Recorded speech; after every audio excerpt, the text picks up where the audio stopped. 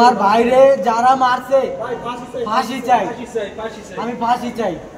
আমার ভাইয়ের নামে এলাকায় খোঁজ নিয়ে দেখবেন, আমার ভাইয়ের নামে খুব মাটির ছেলে, ওর মতো নম্র ভদ্র ছেলে আমাদের এলাকায় আর নাই।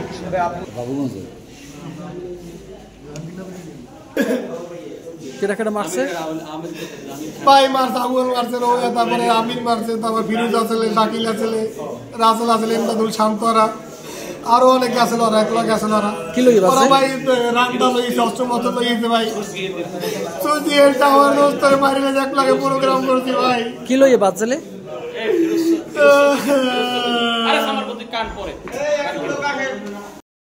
আমাদের বাজানোর জন্য বিভিন্ন ইস্যু খুঁজতে ইস্যু পায় না, তারপরে এক কথা দুই কথা কথার কাটাকাটি হয়েছে, ওরাও যাওয়া হয়েছে, আমরাও যাওয়া হয়েছি। তার ভিতরে ওরা উস্কানিমূলক কথা বলা শুরু করেছে, আজকে দেখি আগুনপুরে কিনা কি করে, আমাদের বাড়ি আগুন, আমাদের বাড়ির মেইন স্টেশন আগুনপুরের সাথেই আমাদের বাড়ি।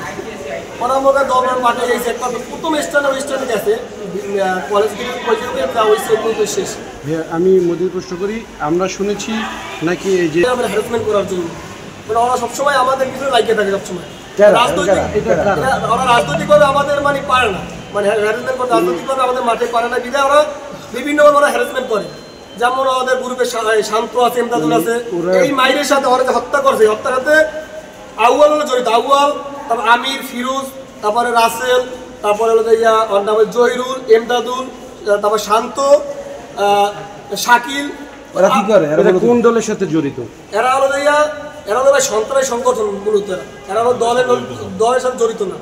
দলটা শুধু ওরা মানে কিছু একটা লোক আছে, একটা কোরাম আছে, এদেরকে মানে লিড দেওয়ার চেষ্টা করে।